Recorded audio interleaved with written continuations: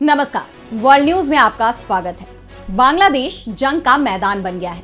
एक तरफ छात्रों का आंदोलन है तो दूसरी तरफ अल्पसंख्यकों का प्रदर्शन। बांग्लादेश की अंतरिम सरकार मुश्किलों से घिर गई है। सत्ता में तख्ता पलट के बाद जहां उम्मीद लगाई जा रही थी कि अब देश में शांति बहाल होगी, लेकिन हकीकत कुछ और ही नजर आ रही है। इस बीच पूर्व पीएम शेख हसीना के बांग्लादेश वापसी को लेकर भी यूनुस सरकार का बड़ा बयान सामने आया है। तो कैसे मुश्किलों से घिरी बांग्लादेश की यूनुस सरकार, इस पर हम करेंगे चर्चा। लेकिन आइए जरा उन खबरों को भी देख लें जिन पर आगे होगी बात। पुतिन ने ठुकराया ट्रंप का प्रस्ताव। दक्षिण कोरिया के राष्ट्रपति होंगे गिरफ्तार। अब चलते चलते में देखेंगे महिलाओं के खिलाफ तालिबान का नया कानून। बांग्लादेश में एक बार फिर छात्रों ने सरकार के खिलाफ मोर्चा खोल दिया है। इस बार छात्रों के निशाने पर बांग्लादेश की अंतरिम सरकार आ गई है। छात्र संविधान बदलने की मांग कर रहे हैं। The anti discrimination students movement ने कहा कि 1972 के संविधान को खत्म कर दिया जाना चाहिए, जिसे उन्होंने मुजीबिस्ट विधान करार दिया। उनका दावा है कि इसने हिंदुस्तान की आक्रामकता के लिए रास्ते खोले। छात्र संगठन ने 1972 के संविधान पर सवाल उठाते हुए एक घोषणा पत्र जारी करने का फैसला किया है। उन्होंने कहा कि ये घोषणा पत्र इस बात को साफ करेगा कि कैसे 1972 का संविधान बांग्लादेश की जनता को नुकसान पहुंचा रहा था। इसके साथ ही इस नए घोषणा पत्र में संविधान को बदलने की रूपरेखा बताई जाएगी। छात्र संगठन के इस ऐलान ने बांग्लादेश में नए विवाद को जन्म दे दिया है। आलोचक इसे संविधान के ऐतिहासिक महत्व का अपमान मान रहे हैं, खासकर जब 1972 का संविधान बांग्लादेश की स्वतंत्रता के एक साल बाद प्रतिनिधियों द्वारा तैयार किया गया था। वहीं खालिदा जिया की पार्टी बीएनपी ने भी इस पर नाराजगी जाहिर की है। बीएनपी के वरिष्ठ नेता मिर्जा अब्बास ने कहा कि संविधान को दफनाने की बातें कहना फांसीवादी है। अगर संविधान में कुछ खराबी है तो उसे संशोधित किया जा सकता है। वहीं यूनुस सरकार ने भी इस प्रस्ताव से दूरी बना ली है। अंतरिम सरकार के प्रवक्ता ने कहा कि इस घोषणा पत्र का सरकार से कोई संबंध नहीं है और इसे सरकार एक निजी पहल के रूप में देखती है। मौजूदा हालात को देखते हुए कयास ये लगाए जा रहे हैं कि अगर छात्र अपनी मांग पर अड़े रहे तो बांग्लादेश की अंतरिम सरकार के खिलाफ बड़ा आंदोलन खड़ा हो सकता है। वहीं इस्कॉन के पुजारी चिन्मय कृष्ण दास को तत्काल रिहा करने की मांग को लेकर भी अल्पसंख्यक समुदाय ने सरकार के खिलाफ हल्ला बोल दिया है। उनका कहना है कि चिन्मय दास के खिलाफ लगाए गए आरोप झूठे हैं। आपको बता दें कि इस्कॉन के पूर्व पदाधिकारी दास को 25 नवंबर को गिरफ्तार किया गया था। उन पर राष्ट्रध्वज का अपमान करने के लिए देशद्रोह का आरोप लगाया गया है। बांग्लादेश हिंदू बौद्ध ईसाई एकता परिषद का कहना है कि दास समेत 19 लोगों के खिलाफ लगाए गए देशद्रोह के आरोप झूठे और उत्पीड़नकारी हैं। इसके साथ ही बांग्लादेशी अमेरिकी हिंदुओं, बौद्धों और ईसाइयों के एक समूह ने डोनाल्ड ट्रंप को ज्ञापन भेजकर बांग्लादेश में अल्पसंख्यकों की रक्षा में मदद करने की अपील की है। उन्होंने ट्रंप से चिन्मय दास की रिहाई सुनिश्चित करने की मांग की है। उनका कहना है कि बांग्लादेश के कट्टर पंथ की ओर बढ़ने का खतरा है। वहीं अब बात करें शेख हसीना की, तो हिंदुस्तान से पूर्व पीएम के प्रत्यर्पण की मांग पर बांग्लादेश निराश नजर आ रहा है। बांग्लादेश का दावा है कि हिंदुस्तान प्रत्यर्पण से इनकार कर सकता है। बांग्लादेश की अंतरिम सरकार के सलाहकार महफूज आलम ने कहा कि हमारा मानना है कि उन्होंने राजनीतिक निर्णय लिया है कि वे उन्हें वापस नहीं करेंगे। हमें ऐसा सुनने को मिल रहा है, जबकि हिंदुस्तान ने अब तक कोई औपचारिक प्रतिक्रिया नहीं दी है। लेकिन एक बात साफ है कि इन हालात में दोनों देशों के रिश्ते और खराब होने तय हैं। और अब बढ़ते हैं अगली खबर की तरफ, जहां हम बात करेंगे रूस यूक्रेन युद्ध की। तो रूस यूक्रेन में युद्ध विराम को लेकर रूस का बड़ा बयान सामने आया है। रूस ने अमेरिका के प्रस्ताव को ठुकरा दिया है। दरअसल अमेरिका में राष्ट्रपति चुनाव के दौरान डोनाल्ड ट्रंप ने रूस यूक्रेन युद्ध रुकवाने का दावा किया था। उनके इस बयान ने राष्ट्रीय अंतरराष्ट्रीय सुर्खियां बटोरी।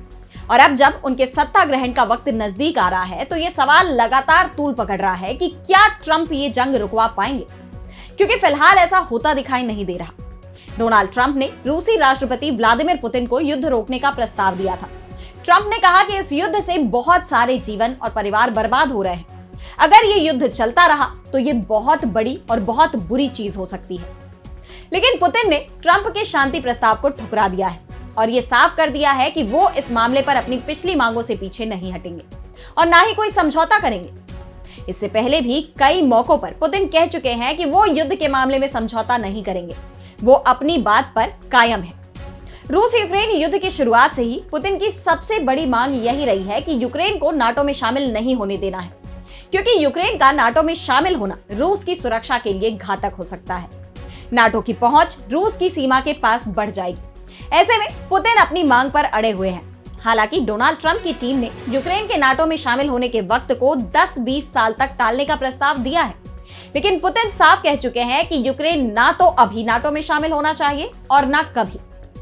ऐसे में ट्रंप की टीम के यूक्रेन की नाटो मेंबरशिप को 10 साल के लिए टालने के प्रस्ताव को भी पुतिन पूरी तरह से बेकार मानते हैं। आपको बता दें कि रूस यूक्रेन युद्ध को 34 महीने से ज्यादा का वक्त बीत चुका है। 24 फरवरी 2022 को शुरू हुआ ये युद्ध अभी तक जारी है। यूक्रेन को इस युद्ध की वजह से जान माल का भारी नुकसान हुआ। यूक्रेन के कई शहर तबाह हो चुके हैं। हालांकि इंटरनेशनल सपोर्ट की वजह से यूक्रेन की सेना डटकर रूस की सेना का सामना कर रही है, जिसकी कीमत रूस को भी चुकानी पड़ रही है। अब ऐसे में पूरी दुनिया की निगाहें इस वक्त ट्रंप पर टिकी हुई हैं कि क्या वो अपना वादा पूरा कर पाएंगे, कब ये जंग रुकेगी। और अब बढ़ते हैं अगली खबर की ओर, जहां हम बात करेंगे दक्षिण कोरिया के राष्ट्रपति की गिरफ्तारी की मांग की। तो दक्षिण कोरियाई अधिकारियों ने अपदस्थ राष्ट्रपति युन सुक योल पर शिकंजा कसने की तैयारियां शुरू कर दी है। अधिकारियों ने मार्शल लॉ की जांच के तहत महाभियोग लगाए गए राष्ट्रपति युन सुक योल को हिरासत में लेने के लिए वारंट मांगने की तैयारी शुरू कर दी है। कोर्ट को 180 दिन के अंदर इस बारे में फैसला लेना है कि युन को औपचारिक तौर पर पद से हटाया जाए या नहीं। आसान शब्दों में कहें तो संवैधानिक न्यायालय के पास ये तय करने के लिए 180 दिनों का वक्त है कि युन को राष्ट्रपति पद से हटाया जाए या उनकी शक्तियां बहाल की जाए। अगर उन्हें पद से हटा दिया जाता है तो उनके उत्तराधिकारी को चुनने के लिए 60 दिनों के अंदर देश में चुनाव कराना होगा। और ऐसे में जांच अधिकारी इस बात की जांच कर रहे हैं कि क्या युन की तरफ से सत्ता हथियाने की गलत कोशिश विद्रोह के समान थी। इस बीच दक्षिण कोरिया की संसद में कार्यवाहक राष्ट्रपति हान डाक-सू के खिलाफ भी महाभियोग का प्रस्ताव पास हुआ है। पूर्व राष्ट्रपति युन सुक योल की तरफ से लगाए गए मार्शल लॉ का समर्थन करने और योल के खिलाफ जांच को मंजूरी न देने पर विपक्षी दल ने संसद में यह प्रस्ताव पास किया था। दक्षिण कोरिया की नेशनल असेंबली के स्पीकर वू वोन शिक ने कहा था कि पीएम हान डाक-सू के महाभियोग प्रस्ताव को मंजूरी मिल गई है। 192 सांसदों में से सभी 192 ने महाभियोग के पक्ष में मतदान किया है। आपको बता दें कि दक्षिण कोरिया में 3 दिसंबर की रात इमरजेंसी यानी मार्शल लॉ लगाने का ऐलान किया गया था, जिसके विरोध में देश भर में प्रदर्शन शुरू हो गए थे। रातों रात संसद की आपात बैठक बुला ली गई और संसद ने मार्शल लॉ के प्रस्ताव को खारिज कर दिया, जिसके बाद राष्ट्रपति को मार्शल लॉ खत्म करना पड़ा था और इसे लेकर युन सुक योल के खिलाफ महाभियोग का प्रस्ताव पारित किया गया। इसके बाद उन्हें पद से हटा दिया गया था। उनके खिलाफ 204 वोट पड़े, जबकि उनके समर्थन में केवल 85 वोट डाले गए। संसद में राष्ट्रपति के खिलाफ महाभियोग प्रस्ताव पारित होने के बाद उनकी शक्तियां तत्काल रूप से निलंबित हो गई। बता दें कि मार्शल लॉ एक विशेष स्थिति है जिसमें सरकार किसी भी क्षेत्र में सैन्य बलों को प्रशासनिक और कानूनी नियंत्रण प्रदान करती है। ये व्यवस्था तब लागू की जाती है जब देश में गंभीर संकट, व्यापक अशांति, कोई प्राकृतिक आपदा या बाहरी आक्रमण जैसी स्थिति उत्पन्न होती है। मार्शल लॉ पूरे देश में या देश के किसी खास क्षेत्र में लागू किया जा सकता है। इसे सैनिक कानून भी कहा जाता है। और अब चलते चलते में देखेंगे अफगानिस्तान में महिलाओं को लेकर आए नए तालिबानी फरमान को। तो अफगानिस्तान की तालिबान सरकार ने महिलाओं को लेकर नया कानून लागू किया है। तालिबान के नए कानून के मुताबिक अब अफगानिस्तान में बन रहे नए घरों में खिड़कियां नहीं होनी चाहिए। ये कानून इसलिए बनाया गया है ताकि महिलाएं घरों से बाहर न देख पाए। तालिबान सरकार के सबसे बड़े नेता ने यह आदेश जारी किया है। तालिबान सरकार के प्रवक्ता जबीहुल्लाह मुजाहिद ने इस नए कानून को लेकर एक्स पर एक पोस्ट में लिखा कि नए घरों में ऐसी खिड़कियां नहीं होनी चाहिए जिससे आंगन, रसोई घर, पड़ोसी का कुआं या महिलाओं के इस्तेमाल की जाने वाली कोई भी जगह दिखाई देती हो। मुजाहिद ने आगे लिखा कि महिलाओं को रसोई घर में काम करते हुए, बरामदे में आते जाते हुए या कुएं से पानी लेते हुए देखने से आपत्तिजनक हरकतें हो सकती हैं। तालिबान सरकार के मुताबिक म्युनिसिपल अधिकारी और इससे जुड़े बाकी विभाग नए बन रहे घरों की निगरानी भी करेंगे। उन्हें यह ध्यान रखना होगा कि इन घरों में पड़ोसियों के घर की तरफ खिड़की या झरोखे ना खुले हों। इसके साथ ही तालिबानी सरकार का कहना है कि अगर पहले से बने हुए घरों में पड़ोसी के घर की तरफ कोई खिड़की या झरोखे खुले हुए हैं तो लोगों को इसे बंद करने के लिए इंतजाम करने होंगे।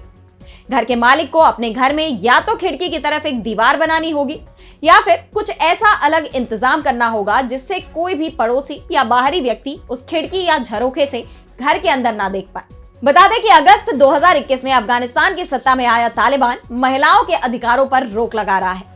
महिलाओं के लिए तालिबान की नीतियों पर यूएन ने भी ऐतराज जताया है। तालिबान ने महिलाओं के नौकरी करने पर पाबंदी लगाई। इसके अलावा लड़कियों और महिलाओं के प्राथमिक शिक्षा, पार्कों या सार्वजनिक जगहों पर आने जाने पर भी बैन लगाया है। तो आज इस वर्ल्ड बुलेटिन में इतना ही। देश दुनिया की तमाम बड़ी खबरों के लिए बने रहिए डीबी लाइव के साथ और मुझे दीजिए इजाजत। नमस्कार।